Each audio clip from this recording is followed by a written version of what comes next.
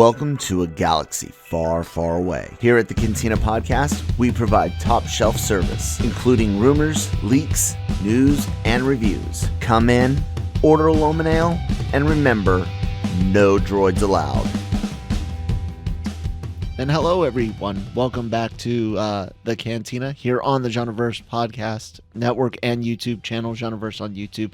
Check it out. Please do subscribe. We've got 860 some odd subs right now. Thank you guys all for that are subscribed. And if you're not, go ahead and join us, because we got Star Wars content, anime content, Marvel content, anything and everything you can imagine, and geek, entertainment, pop culture, news, leaks, and reviews, and all of that. Follow us on your favorite podcast app if you're listening to us in audio format. And I'm Kyle. That's Cam. Check out the website lrmonline.com. And I think I hit everything. Cam, how you doing, bud? Yeah, I'm good. We're a little bit late getting this one because we had some. We're hoping we don't have any technical issues today, because we had some severe technical issues yesterday. Cam we should have kept freezing. This. Yeah. So if he freezes here, that's not. We don't know why. I updated Zoom and it didn't. Troubleshooting's not really resolving it, and we thought it was fine, and it seems fine at the moment. But I just went to grab something a minute ago and it did freeze again, so we're slightly concerned about it. But let's just push on. We'll see how it goes, guys. We're here to review episode 8. Correct. Yeah. 8 of Andor episode 8 review, so the SEO can hear me say the magic key phrases and go, oh yeah, that makes sense. Upvoted on the algorithm. Andor. So I guess I'll start first this time. This episode, fine. It's good. There's a lot to enjoy here, but there's nothing spectacular. And it was one of the first times in a while where I wasn't necessarily bored, but I definitely would have cut this together differently with some other episodes. Maybe I'm not sure where, but I don't know. I feel there's a lot of filler shots in here. There's a lot of time spent in the prison workroom, just kind of showing them working, where you're expecting some things to happen, which then don't. We'll get into spoilers in a bit. Everything's executed fine, but what kind of really liked is there's a I don't know if juxtaposition would be the word, but a comparison to the two prisons that some of our characters are in. Andor in a quite literal prison, and then Mon Mothma in a figurative prison, locked in by her circumstances. And Cam is definitely frozen, and that's a good face for you to be frozen at, Cam. I mean, look at that, everyone. That's just perfect. Let's just leave you like that. That'll be Cam's image for the rest. I don't know what's going on. No idea. So I did like that. I liked her juxtaposition or whatever. Like I said, I don't know if that's the right term, but I can't get it out of my mind right now. That's kind of what I said talking about it as well. So. And then good stuff with the ISB. A lot of little character moment things, but not necessarily anything that I felt needed an hour to tell, if that makes sense. So I don't know if I would have just made this a shorter episode, or like I said, maybe cut it into the next episode or two, or the previous episode in the next. I'm not sure exactly what, but I definitely felt this was not 100% necessary in its entirety. And so I gave it a B, which is still good. I was still enjoying it. What did you think about it, Cam? It's still good. I gave it an A- because I don't think there was anything. I think I slightly disagree with you in terms of that it was a little bit dull, or maybe that there was a bit of filler in there. I think what they're trying to do is show us. I think what am I trying to say? There's a lot in this show where they're trying to show us, what life under the Empire is like. Yeah. And I believe that we get to see two sides of things. In Mon Mothma's discussions, I'm not getting into spoilers here. They're talking about the political situation, and kind of in Andor's situation, we're seeing the other side of that political situation playing itself out, if that makes sense. So for me, it was interesting all the time, and with the prison thing, which we'll get into in more detail in a little bit, I think it's just the fact that Cassian himself is like a rabbit in the headlights, you know, at this point in time. But it feels, you know. Wait, hold on. Deer in the headlights. I was going to say, is rabbit in headlights a real thing in the UK or Scotland? You're probably. Well, I mean, in Scotland, we've got plenty of deer, but I've never had one run out in the road in front of me before. Yeah, they tend to be up in the away from. I was just wondering if that was a saying for some reason or not. Yeah, you get rabbits running out in the road all the time. So yeah, I think that is the saying here for some reason. A rabbit in the headlights, whereas it must be deer in the headlights. It's deer in the headlights. Well, at least bigger in the US. So even sayings. So carry on. Sorry. Yeah, no, what you mean. But so I enjoyed it without that it being, like you said, anything really to kind of latch on to as being particularly spectacular. Although there were a couple of performances I really enjoyed, but I kind of will get into that in the spoilers a little bit more. So yeah, it wasn't as good as like the last 2 weeks, really, for me. But by no means does that mean it took a drop off a cliff in any way. No. I think it's just we're in the start of a new little story chapter here, which will probably conclude possibly next week. I don't know, or kind of. I think that's what I'd heard. That 7 was a standalone, 8 and 9 were like together, and then 10, 11, 12 is kind of moving into the finale almost kind of thing. So, so I guess it was just as I don't think I've scored one of these below an A plus, an A minus yet, and you know, I'm not sure. I don't think so. I have, and therefore I would say, looking at it that way, it would need to take a more considerable fall off for me to go down from that, because I'm still really, really engaged and enjoying everything I'm seeing. But not every episode's going to hit an A plus or an A somehow, you know. No. There could be nothing wrong with an episode, and it still just doesn't hit those heights for you. So that's kind of where I am this week. And I would definitely say that the B that this has is probably a stronger B than the first episodes where I was given B's and B pluses and stuff. And what I mean by that is I would potentially, oh look, did it just reset on its own? I just pressed the button because it's pissing me off. So if it goes again, it goes again. If it goes again, whatever. Last night when we tried this, it wasn't even doing that, was it? Nope. Like, as soon as I pressed a button to restart it, it would just instantly freeze again. So something's better. But yeah, so I gave episode 1 a B plus, episode 2 a B minus, and episode 3 an A minus. I would probably, I mean, you're fairly consistent at this point. Yeah, I would bump all of those up, maybe, you know, one step, so the B plus would become an A minus. The earlier minus would, because you're still more unsure about it at that point. Right, and I think this one I would still sit firmly on a B. I think it's probably the one I least enjoyed overall, but not in a it was bad. Just in, like I said, the way I feel the pacing and things like that. So yeah, but overall, I totally understand really that. Good. Yeah, I mean, I love the character stuff, and with that, you ready to get into some spoilers? Sure, yeah. I mean, we are critics. We're being critical, you know. That's why we're, you know, it won't be always every show won't be A plus for us. We're not Nick. We're not Nick talking about the most recent Marvel project. I'll fix it again. Oh, that is a great face right there. Yeah, I'm not leaving that up. Oh man. So let's start off with staying in the prison. One, Andy Serkis in Star Wars again.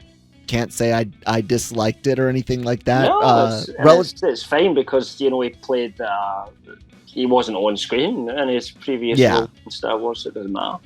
And it turned out to be quite the fun character. A guy that's, you know, you see this in a lot of different prison shows or movies, where whether by design or just by the inside society, you have that guy that's in charge of the prisoners, the liaison between the guards and the rest of the prison population, and he's like a shift leader.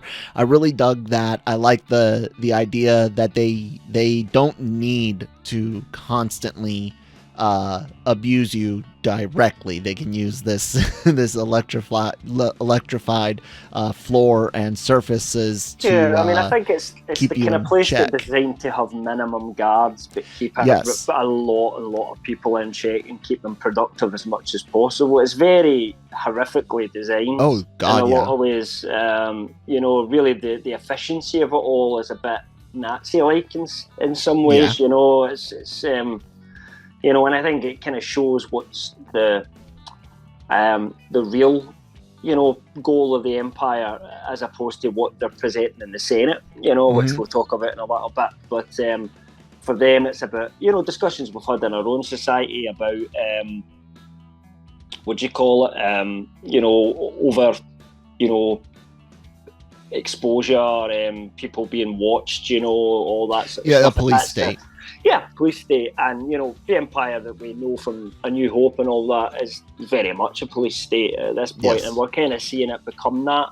And people, as would, like wanting it and voting it in because they think it's okay because I'm okay, I'm above the law, so I don't have to worry about this. But once you lose those powers, once you lose those rights, then it becomes far more difficult after that if something does go wrong to you.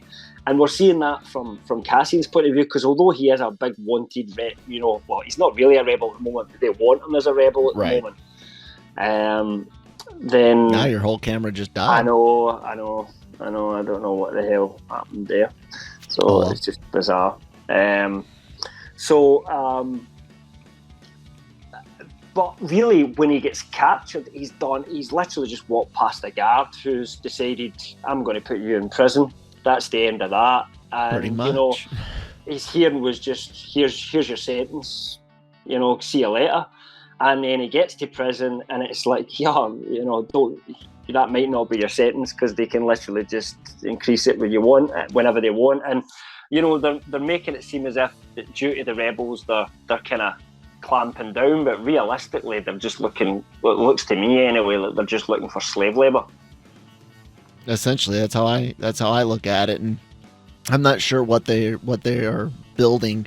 It's war material most certainly. Yeah, I don't know what it is. Like engine parts. Or I hope they don't like, connect it to the Death Star, but I could see them doing something easily like enough that. By not having to be something mega. Because I mean, think of the kind of work that would have to have went into I know. There's so plenty of things you could do for it. I'm just saying that would be a little too on the toilets for the Death Star. It would be too on the nose for me if they make it explicitly. I don't think they necessarily need to tell us what it's for. Well, that's what I'm saying. I don't want them to explain that. I don't.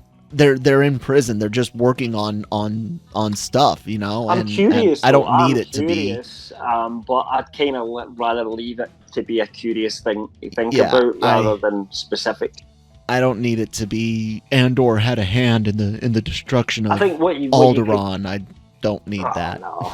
I think what you could say is that if there are probably lots of these facilities around, you're talking about a galaxy with trillions upon trillions of people in it, and some of them will be working on Death Star components. That's sure. Where if else not would they get that? The Death Star itself. So yeah. The guy that tests to see if the floors really are turned on at night or if he just jumps off on his own. Either way you want to take it. Suicide type situation. That's what I took it, but he mentally just broke. That's what I kind of figured was going on. That could be the mental break where you start to think, I've never seen it. Is it exactly real? That's what I'm saying. Like that starts to challenge your mind. Whereas if somebody threw a bit of meat in the floor and showed you it working, you'd be like, okay, I'm not touching. That's why his mind could have been completely playing tricks on him, and rather than being a suicide, it was I need to know and I'm so fucked up in the head that, I'm willing to test this out and try it. Yeah. Yep. You could work either way. So, because they don't really give you much on the person beforehand. I mean, you can easily see it being either way. It could easily just be I'm done with this choice. We're seeing it through Cassian's point of view. He doesn't know this person exactly. yet. So we react as he reacts to it, I thought all that was fine, man. I dug all of it. I felt like, especially going back to the workroom multiple times and not really showing us anything other than Andor got better at it. I kept waiting for the old man to. They're trying to show us that this is 30 shifts in and that he's started to fall into the same cycle as everybody else. I know, but then they go back again, and I thought for a second we were going to see the monotony of it. I was going to see if the old man was going to have more troubles, because it looks like there was one part where he's going to, and I was like, oh, here's where the old man costs them. Andor's going to, try to swoop in and help keep up the pace and stuff, but it's not going to work out. They're going to get punted. Nope. None of that happened. And I was like, okay. And that's where I found some of my issues, because I got the whole he's getting better, and you could have showed me that. You could have even done the whole, shift 30, shift 45 in more rapid, succession to show time but I and think as well, what skill. we've got to remember is there is next week's episode, which is going to just be a complete run-on for this. And as we talked about earlier, I don't necessarily like this. I'd rather they just drop them both at the same time. I said this way back at the start, but it is what it is. So I feel like we've only got half the story at the moment. So very well could be. I think when we view next week's and we put them both together, I think you would have a more complete story. But I do get where you're coming from this week. Yeah, it's all very very possible, and like I said, I'm not upset at the episode at all. I thought it was mostly good. Was there anything else specifically in the prison you wanted to talk about?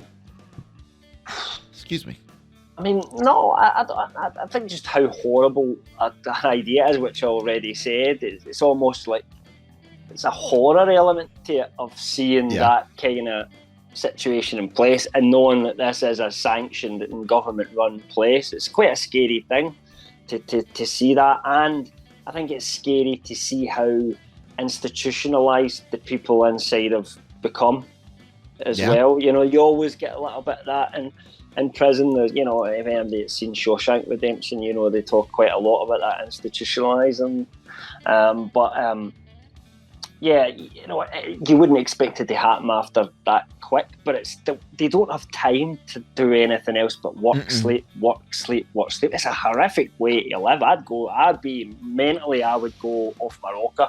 I've been there, not to that extent, but do that sort of stuff. I worked in a summer job once. It was like a factory where you take part B, put it into part A, before I was qualified for anything, and it was just a summer job, and it was torture to me, absolute torture. Deployments, especially my first one when I was on construction cycles, like going outside the wire was a break. Going out and doing patrols and putting myself in more danger was a break from the endless construction. And because as engineers, we were building C huts and B huts, and these are prefab buildings. We're fabricating them on site, but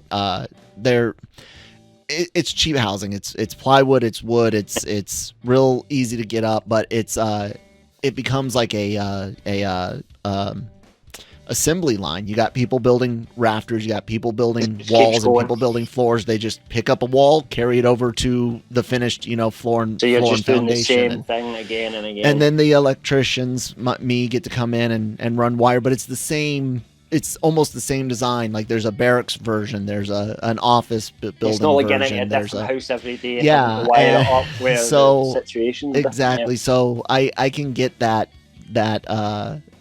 monotony. I've been there, like I said. A little bit different type of prison, if you will, in air quotes there. But yeah, man, I lost my. Was I going to say anything else? I don't know. I think we're probably finished talking about the prison stuff Bricks. Anyway, so. Bricks or Briggs or whatever Bix. her name is, and the mom there on the old planet. I thought it was fun to go back and kind of touch on them and mommy being all gung ho for the rebellion, getting herself caught Try up to in, find in if there's any stupid tunnels stuff. for them to sneak I'm in. She's finding got it all tunnels planned out. and I like the ISB's involvement in that. And let me actually mark down the time for that. I like the ISB's involvement in all of that with them and how it connects to the bigger ISB storyline. Getting what's her name, Andor's former contact, capturing her, the kind of mental games. I have to give one special shout out as well to the no-name characters in the background that has got my attention the most since the guy who said "You rebel scum" and in Return of the Jedi, because when that guy shouts "Get her!" it's like he's just so over dramatizes it, you know. It was like, this is my moment in Star Wars, and you're going to remember me, and I will always remember that guy now. Yeah. The ISB's whole situation has been a lot of fun. Seeing God, what's the female ISB agent's name? Daedra. Her kind of not rise through the ranks, because she's not trying to rise anything. She's just trying to do her job. I've really enjoyed watching that play out. Like I said, I dug how much of a mind mind screw up that she's trying to give what's her name when she comes in. What'd you think of the ISB's I mean, it was good. I even liked the stuff with Silas and Hawk, where you know, that's his name. Yeah, I love that. He's so obsessed. It's unreal. You know, with Cassie and Andor, it's very strange in some ways. But that's why I likened him right at the start to the kind of Inspector Javert thing. And there's very much this. He's just becoming more and more obsessed with bringing Cassie and Andor to justice. And you know, she talks about how he's keeping sending these memos off every day, and she's like, fucking send another one of these and it will not be me you're seeing, it will be somebody bigger and badder than me, and I'll come to get you. I'm going to send Darth Vader down to get you if you send another memo to his office. But it's that kind of thing, but he just can't seem to help himself, and he's kind of trying to ingratiate herself, and like, you know, I was a goddamn security agent, you should use me. Well, actually, if she watched what we watched, she would run a mile, because you weren't very good at all, Mr. Silas. You were actually quite horrific at what you were supposed to be doing. But I don't know. I think there's somewhere that's going, but it was nice to see them kind of interacting for the first time, because recently we've been seeing Silas just kind of with his mom. So it was nice to get him to see interact with her as well. So yeah, good scenes there, and I really enjoyed the stuff on is it Ferrix with Bix. And I guess we'll find out more about what the interrogation itself next week. You know, because it hadn't quite started yet, but it doesn't look fun, and not fun for her. Where do you think it goes with the former Corporal Inspector, man? Like, how does he end up in prison himself for going too far? Like, I've been trying to rack my brain of where does this character's arc end up? You know? I mean, I could see him, because I could see Daedra bringing him in and him absolutely fucking up badly and getting the both of them in real trouble, because she shouldn't be trusting him, because there's something just not quite right about Silas. You know, I don't know what it is, but, you know, to be that obsessed, he was almost obsessed with this mission from before it ever went wrong or anything. There just seems to be something very strange about his character. And I think when you see his upbringing, maybe that's not such a surprise, considering the way his mum is. Same mother. So he's just, for me, he's a bit not quite right in the head, and I could see him doing something which, you know, because the thing is, we know that Andor has to survive. He's not in prison in 5 years' time. He has to die on, I've forgotten the name of the planet, Scarif. He has to die on Scarif. So, but we don't know anything about Dedra, Silas, or anything like that. So I've just got a funny feeling that they won't have a happy ending, that things will go wrong for them, and that it's most likely to be Silas's fault. If she does trust him, I think it'll be a mistake for her personally. So that's maybe where I could see it go, because I don't think he's going to suddenly, improve. No. As an officer, I don't see that being his arc. He seems to be set up to spectacularly, be on the brink of catching Andor and then fuck it up completely and get himself killed or something. Way higher than his skill level. Maybe the end of the show, something like that. Do you know what would be a nice kind of juxtaposition? Again, we'll use that word. Going to use that a lot to do. Would be if at the end of Andor we see him and Dedra in a prison like the one Andor's in, where they have to just get up and build something, and we have to watch them kind of just go through the routine, and then like one of them just jumps on the floor and ends it at some point because they're given like a 30-year sentence. That would be intense. That would be quite intense and cool, and it'd be really good. But that's me thinking, if I was a writer, this is what I would be thinking about for this character. But that's not really, I don't think it's speculation as such, because we don't know enough yet. Yeah. To see where it's going to go. Here's my, if there was like if Dave Filoni's name was bigger on this, if Favreau's name was bigger on this of some way, I think my fear would be them having Silas end up helping Andor in the end, like a redemption arc of sorts. And I don't think that'll happen. No. And I'm so happy that it's not like a real fear of mine, because that would be the laziest thing they could possibly do. I don't think he's particularly that intelligent, Silas. No, he's not. And I don't think he's capable of dense rules follower.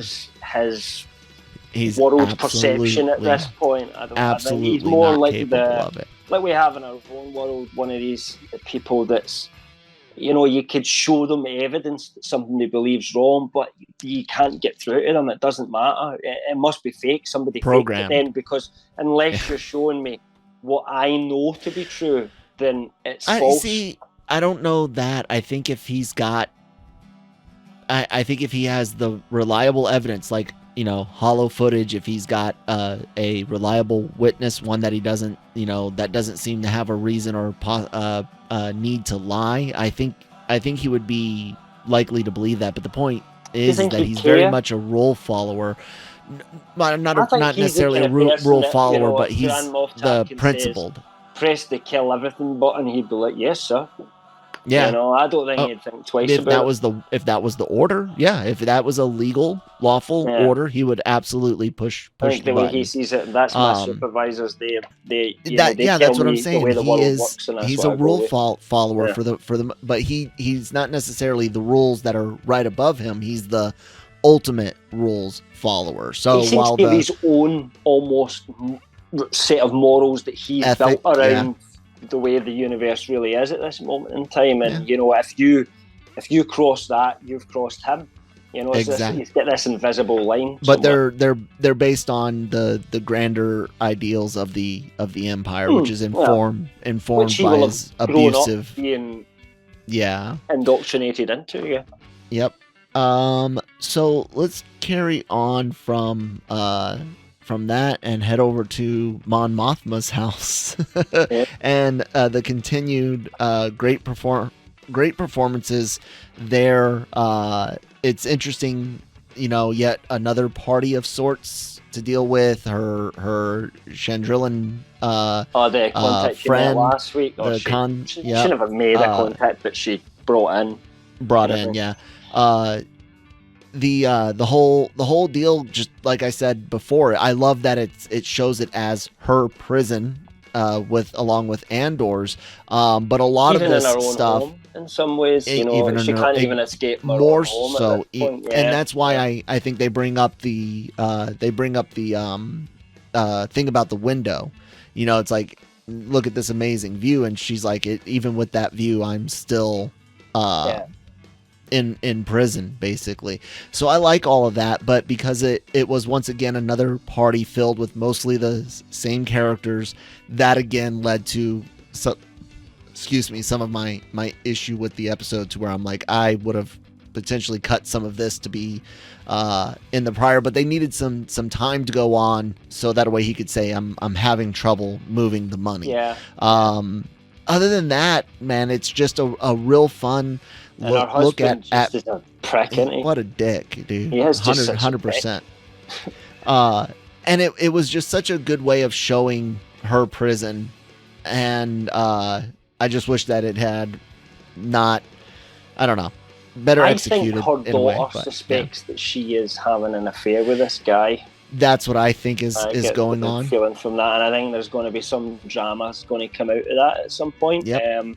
Maybe where that exposes her in a way she doesn't want to, because she can't explain certain things, to prove that she's not being unfaithful. But I also get the feeling that it's not that that she would be almost not that she would be unfaithful, because I think that's a character thing. But she doesn't seem to be in love with the guy who she's married to at this point. Does that feel like a loving relationship to you? And from him as well, he seems to be almost like, you annoy me, It's and they're just together because they're supposed to be, and that's the way things work. It kind of just feels like that. That's what it is. It's mostly them having to do what my freaking. You see, this is why I do my hair, because I don't know what to do with it when it doesn't have stuff in it. Yeah, I mean, I see that. I see that as well. It's a perfect way for them to explain her behavior, and they can even build up her paranoia with the daughter, asking too many questions, or the daughter going through personal effects, and then in the next episode, and there's Mothma, worried has my family found out? Will they turn me in? You can see the would they potential. Turn then I mean, yeah, I kind of think they I would. don't know. I think the husband probably would, because he doesn't want to lose his cushy lifestyle. The daughter, I don't know. Not put him in that situation, because by association he would be. Well, he's not going to be thinking like that. You and I do. I would absolutely be like, man, if I tell them, they're going to suspect we know what me the Empire's as well. He doesn't. He thinks exactly. So he'll get a big fat reward. Yeah. So, I'm wondering where it goes, and you could see her even maybe contacting Luthen and being like, we gotta take care of my husband, and it turns out the husband only thinks that she's cheating and she just offed him or something like that. There's a lot of really interesting potential areas to go. That human drama that we could get to in this show, because it's been set up like that. It is going to, rather than we said, there's not going to be some giant galactic battle that's going to happen. I don't think in this. It's going to be moments like that where between characters, people misinterpreting things, drama created by lack of communication. It's the kind of things we would tend to see in a non-Star Wars show, to be honest. But it's written well. It is written well. Very well. My favourite scene, though, this week was Luthen and Saw. Yeah, because it was good. I wasn't a massive fan of Forrest Whitaker as Saw in Rogue One, because it was almost like he just went, woo, great, too crazy for me.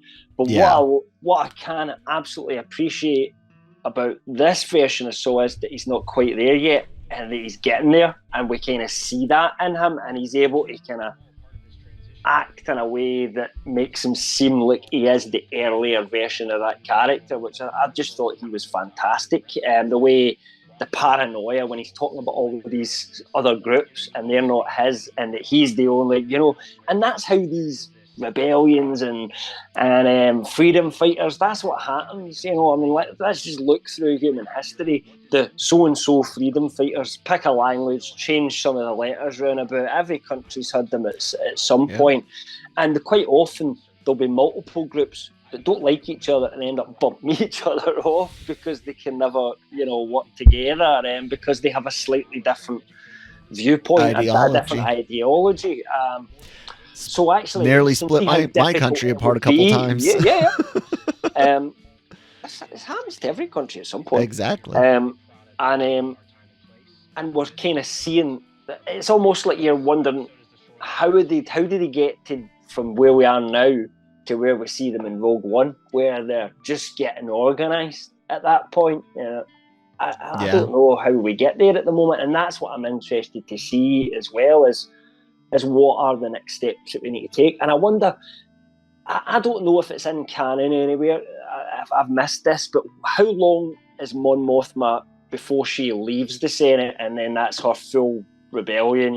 She comes out as the leader of the rebellion and everything like that, because by the time of Return of the Jedi, let's say, she's no longer in the Senate anymore. But the Senate's dissolved in A New Hope. That's true.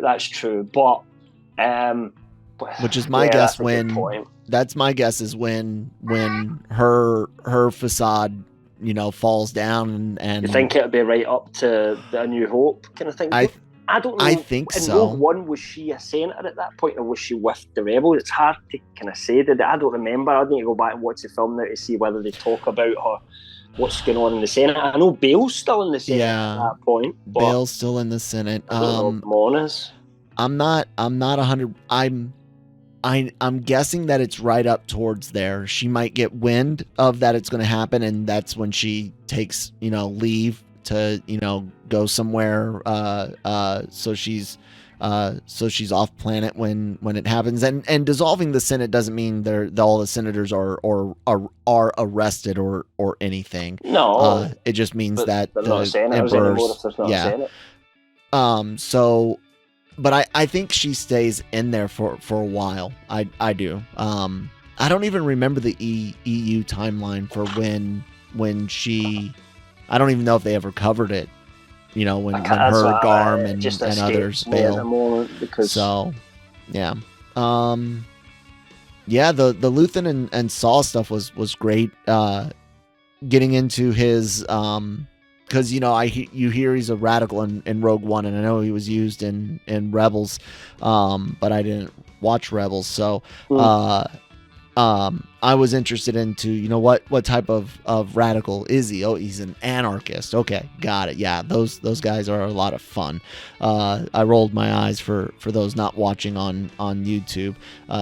Anarchy is as illegitimate an idea in practical use as communism. I mean, they're both completely ignore the human condition, and you can't ignore the human condition. So you kind of don't care about it, and I think that's the point. The anarchists, they want what they want, and they don't care what anybody else.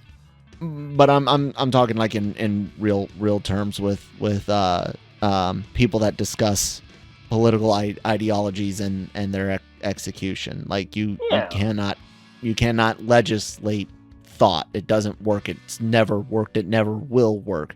And the Empire in Star Wars is a perfect example of that. When you try to, the more you tighten your fist, the more star systems will slip through your fingers. Because I thought that was that was an appropriate quote. Although Leia makes that several years later in A New Hope to Tarkin. Yep.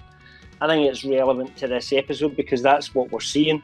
Is that as the Empire tightens its grip, they're actually creating the rebellion themselves by that.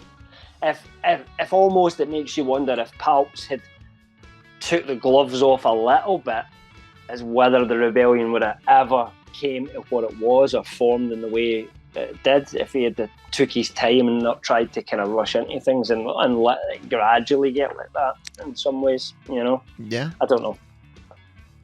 All I do know is it was good, and I guess that counts as the cameo for this series.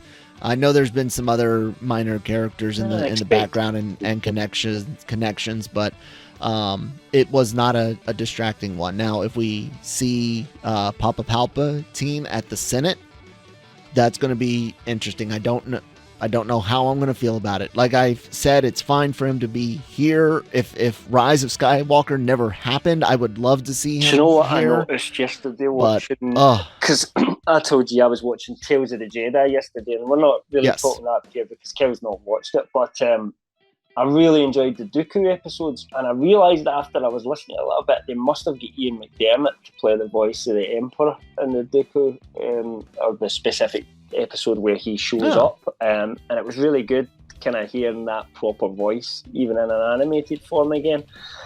So, I disagree with you slightly on that, and I would quite like to see the because I kind of want to see. It's only one reason. This is what I want to see. I want to see the Emperor as people see him that don't know he's a Sith Lord and an evil bad guy, that see him as either a political rival or see him as the guy who's keeping them all safe. And if we had never gotten Rise of Skywalker, I'd be down to see it.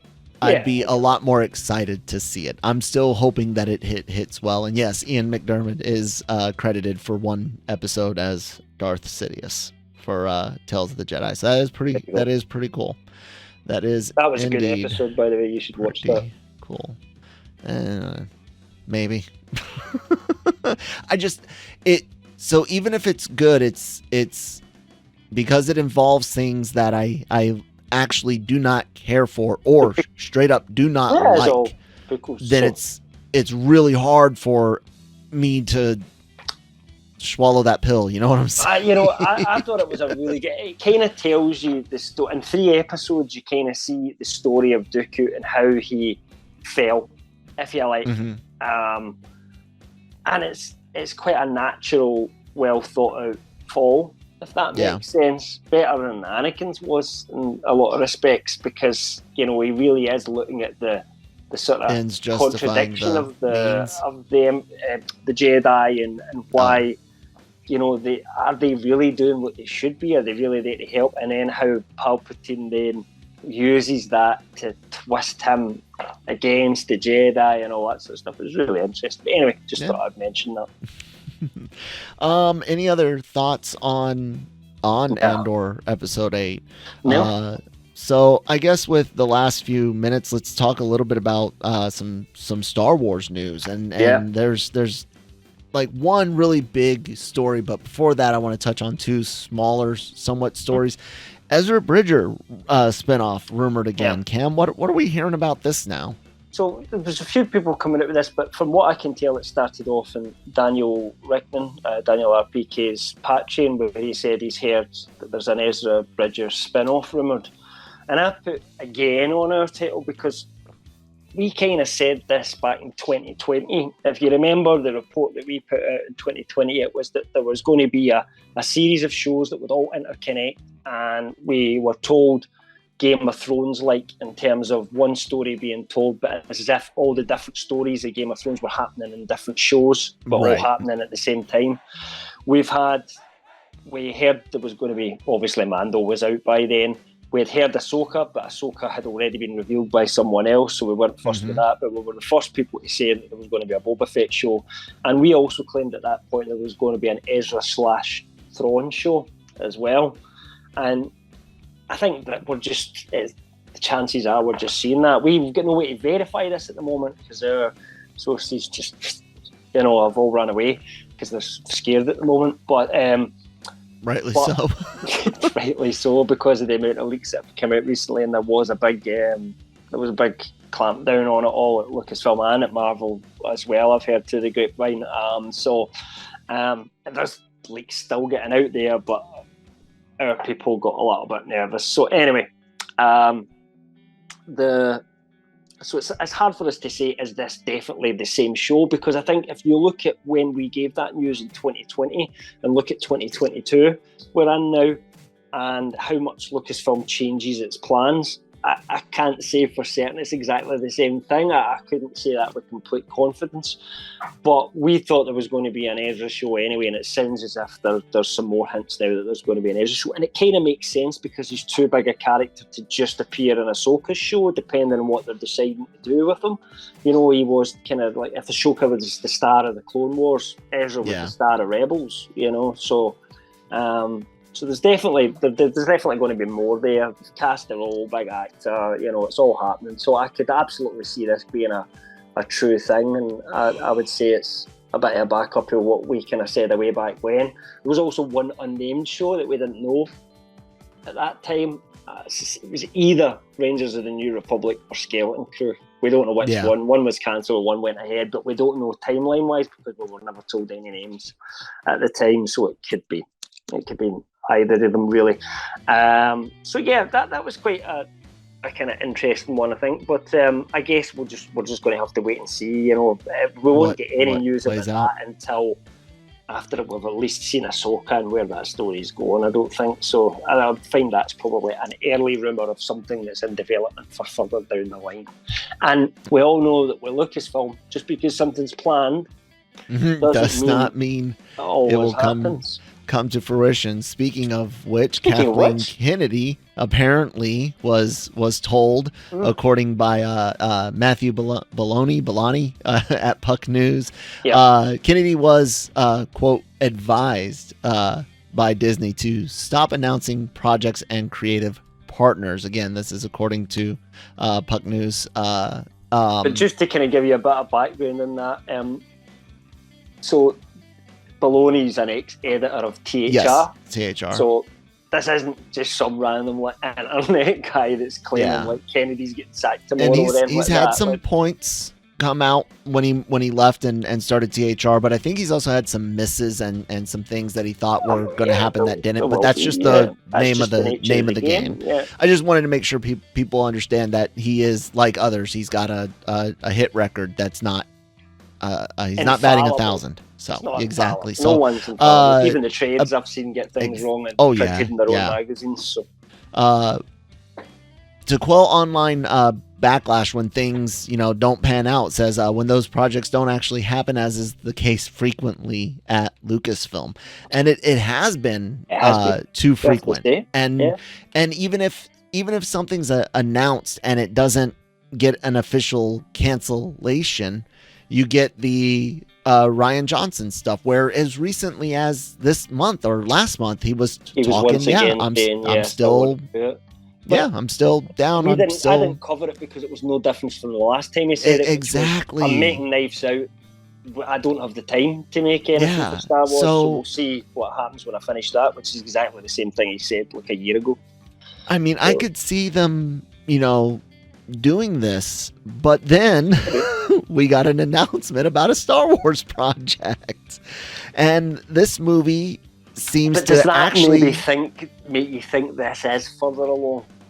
That's what I was just going to say. That makes me think that this wasn't an announcement. This was a trade saying this is what's happening, and exactly. Lucasfilm refused to comment. So at the moment, you can't. I mean, there's nothing you can do about stuff like that leaking. Right? Well, if you get it wrong, it's on the trade. It's not on you. That's true. It's not as if she came out and said, "Oh, we've got a new film coming." Right. I shouldn't have worded it that way, but what I meant is we get word of a new movie.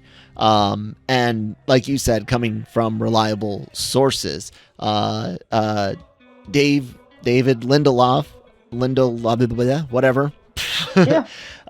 Dude that helped with Lost, which is funny to keep the Abrams family Star Wars bloodline going. Abrams was barely involved in a way. Lost. Doesn't matter. His name's on it more prominently across Star Wars and other things. I actually appreciate Lindelof because I like Lost. I thought Watchmen was a fantastic show. That really was one of the best shows 2021 or 2020, whenever it came out, definitely. What else? The Leftovers, I've watched a little bit. It seems okay, but I haven't really watched that. But everybody says it's like the best thing he's done, and it's fantastic. So I think he's a good writer. Although I didn't like Prometheus much, which he wrote and directed, I believe. No, he didn't direct it. He wrote it. No, he didn't direct. The director was Scott. Scott, yeah. So it was him, but I don't know. It wasn't that great a script. He's apparently getting a movie. To be set after the sequels, and has got a young writer, the name Justin Britt Gibson. And he wrote or he was an executive story editor on The Strain and wrote episodes of The Counterpart. Deals with some sci-fi stuff in that one. J.K. Simmons. I think this is probably the next Star Wars movie, just because it's only got a director and a writer, which is the same allegedly that we've got for Taika Kevin Waititi, and Taika's well, films no, as well. Kevin, we don't have a director for yet. We just have a writer. That's true. For Just that. the And writer remember, and producer. So similar though. Michael Waldron's writing it, but he's also apparently writing Avengers: Secret Wars now. Yep. Secret Wars is going to hit before the Kevin Feige Star Wars movie, Yes. so you'd imagine that's a higher priority for them. Yes. And Feige than any old Star Wars film. But like you said, this is one that they're letting a trade run with and not clamping down on it. So I think this will get what we're likely to get. Because we'd next. already heard the rumors about Damon Lindelof, so we know. Oh, I'm frozen now. Holy crap! No, you're not on mine. No, not on yours, but on my my main camera. I am. God damn it! It's all good. I just got to reset my. I don't know why it happens, but oh yeah, technology is awful. Anyways, what do you think about it, man? What's your thoughts here? I don't know. It's hard to say. I mean, I like Lindelof as a writer. I don't really. I mean, the director directed some episodes of. Correct me if I'm wrong. What did the director? Was a Marvel thing the director just did? What was it? Was it Miss Marvel? I think one of the directors of Miss Marvel, because it had several directors. I think so. Sorry. So, I mean, I don't have anything major to say about that. I like Lindelof, would like to see what he could do because he's a good writer. But ultimately, there's not enough information to get excited about it yet. And the one thing that kind of gives you that worry factor is that they've said, what was it they said? That it would be set after the sequel trilogy and could potentially have some characters. So, hold on, I'll read it. Sources say the movie project is intended as standalone, but in success could lead to more movies. That plan goes against the earlier grain of Lucasfilm development process. Sources say the story would take place after the events of 2019 Star Wars: The Rise of Skywalker, although it would not be a continuation of the Skywalker saga. It could, however, feature some of the characters from the Star Wars trilogy made in the 2010s. It doesn't feature Poe, Finn, or Rey, I bet. I don't care about any of the characters. I mean, that's what I said. That's my problem, is that, like, you know, I'm not going to get excited about any of those guys coming back. Like I was excited about even Ewan McGregor coming back as Obi-Wan, or to go even further back, Carrie Fisher, Mark Hamill, you know, Harrison Ford coming back as the kind of original trilogy guys. But that's exciting because we fell in love with those characters. But I didn't fall in love with Rey, Poe, or Finn. I didn't really like any of the three of them at the end. Rey, I liked the best out of the three, because she had more sort of development time. But I thought Poe and Finn were just almost like wooden Indians by the end of it. They were just cardboard cutouts put where they needed to be. They didn't get proper, I don't think, arcs or do anything nothing, interesting. man. So nothing. I mean, that's your own person. There was probably people watching that loved the sequels that are telling me I'm an absolute C unit at this point. But that's fine. It's just subjective. I didn't like those films, so I'm not going to get excited about that. At the same time, you know, if Lindelof pulls off a good story, it's got some of these people in it, I like them in it, I like the story, then all great, I'm going to be happy, you know, and I wouldn't mind that it's set afterwards, but I'm just, don't get me excited about something by saying it'll have secret trilogy characters in it, because that won't get me excited. The only one that might get me excited is Kylo Ren, aka Ben Solo, and that doesn't seem to be possible unless he gets resurrected from the dead in some way. Please, no, I wouldn't like that. No more time travel. No more raising the dead. Yeah, I mean, I don't know. It's hard to get excited about it, but we don't know. We know a little bit more about this than we know about Taika's, because we didn't even know that level of detail for Taika's. We don't know which one's furthest on. My guess would be the Lindelof one, possibly at this point, is further along than the Waititi. Just the way I'm thinking about it, how busy Waititi is. And the fact that whenever he's asked about it, he says, well, I'm just really, you know, maybe a few months ago he was saying that was him just starting to kind of scope it all out. Yep. Whereas this one, we've heard there was a writer room and everything like that where they hashed out an idea, and now Lindelof and Britt Gibson are away scripting that up, Yep. working together to kind of take those ideas that we've heard even Dave Filoni was involved in that writer's room as a kind of consultant and everything like that. So that's my feeling at the moment, but it is just a guess because we don't know either way really. But it's interesting. At least we're getting some point, maybe we're getting some Star Wars movies, but who knows? I mean, by this time next year we could hear that it's cancelled. It's not going to go any further, and we still are not closer to seeing a Star Wars movie, so I just don't know.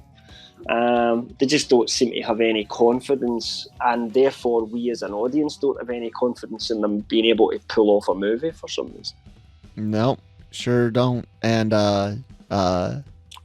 honestly, I mean, other than Andor, since the last episode of Mando, I haven't really enjoyed too much of Star Wars TV.